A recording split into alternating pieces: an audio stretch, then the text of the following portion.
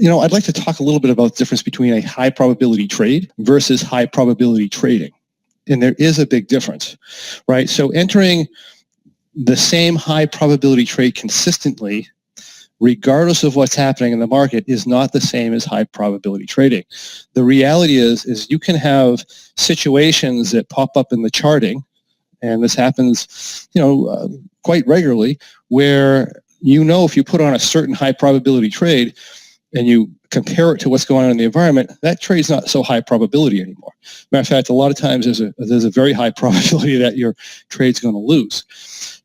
I'm of the school or of the perspective that we should consider everything, or much more than just the probability of the trade itself when we're trading.